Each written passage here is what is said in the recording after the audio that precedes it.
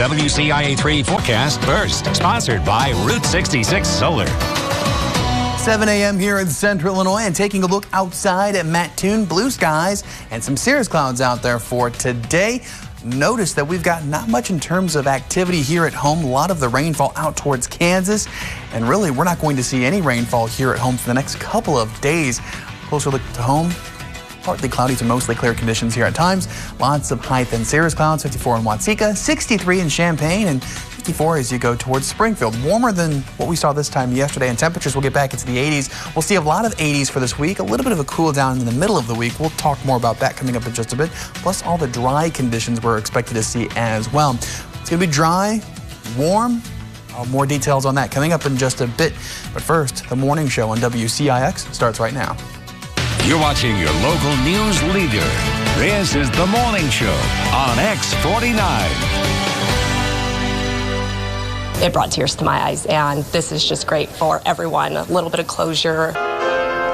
There was a farewell performance for a beloved teacher. Amy Zinchuk and her husband were among the 8 victims of a deadly vehicle pileup during a dust storm earlier this month. And we thank you for joining us on the X. I'm Matthew White. And I'm Karina Rubio. Her piano students agreed to pay tribute by carrying through the last recital she planned before she died. WCIX Scarlett O'Hara went to that event and shares this story. We always start with the Star Spangled Banner, so that's what we'll start with. The keys to Amy Zinchuk's heart weren't just the ones on her piano, but her students who play them. And she loved them, and they loved her just like family.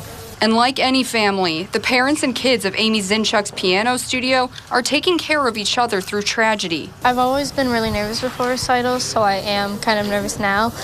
But it's going to be really hard because Amy has always been like a really special person in my life.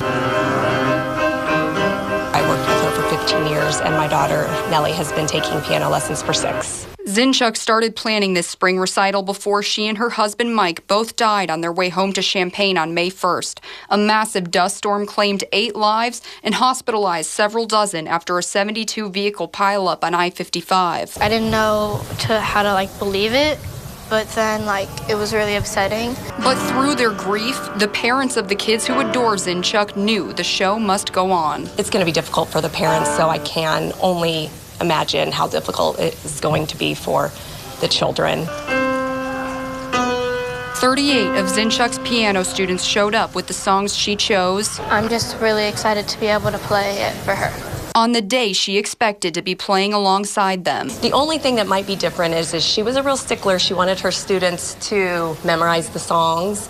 So we're going to let the kids bring their books up just because it doesn't have to be perfect. It's not about that today. It's about honoring Amy Zinchuk through what she loved most, her family and teaching music. And her husband, because he did have a big part of it every year as well. Mike Zinchuk has been described as one of a kind and a fierce protector. They came from very different backgrounds, but it was all about family and love. And my daughter actually said Amy was like a second mom to her. Sometimes there are no words to describe the feeling of sudden loss, much less the deaths of 2 loved ones. But there will always be music. Amy Zinchuk made sure of that. I just hope that her family knows how much we love Amy and Mike, and that this is truly a blessing that we get to do this and honor them. And I just hope everyone really enjoys it. Obviously, it won't be the same without my teacher, but I just hope that I can keep playing it because I really enjoy playing the piano. And taking a look outside here, you'll notice that we do have some blue skies here in Champaign.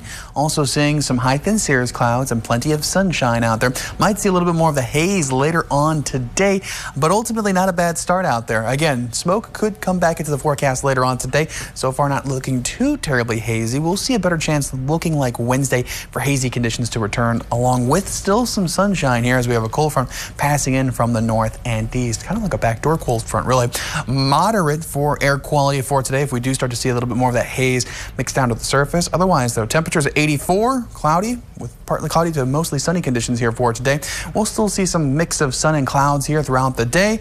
Quiet, though, for tonight. tomorrow and even into Wednesday. Not expecting rain chances, even though we have a cold front coming through here, a dry cold front. That's what we call it here. And a little bit of cloud cover possible, but that's really all we would see from that cold front here. Not a lot of moisture in the atmosphere to produce the rainfall. Tonight, 54, partly cloudy to mostly clear. We get to tomorrow, 86, sunny, warmer, and still some hazy conditions possible here. We're still contending with that smoke up towards the north across parts of the Midwest. We're going to see dry conditions here over the next several days and warm temperatures too outside of that cold front. We'll talk more about that coming up in just a bit. Back to you. All right, thanks, Adam. National Police Week has wrapped up, and the Champaign Police Department gathered to honor 3 of their fallen officers. And one of them was Chris Oberheims, whose family also attended the ceremony. WCIX Amanda Brennan spoke with them and brings us their reaction.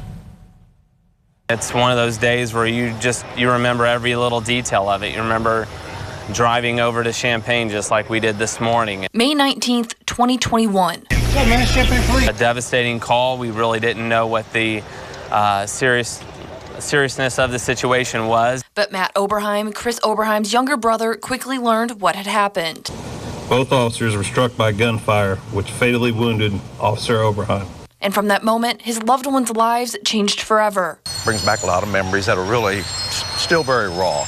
Keep hands so I can see him. Time hasn't healed the wounds, even years later. 2 years ago, I got a phone call from Amber at about 4:20 in the morning, and oddly enough, I woke up this morning at 4:20.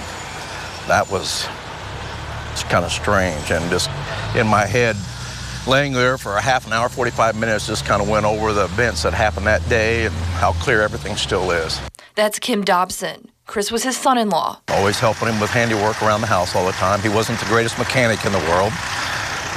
He'd probably hate me for saying that, but it's true. His brother is remembering the happy memories, too. It was a blast to be around, a lot of fun. He says having community events like Champaign's annual police memorial at Westside Park,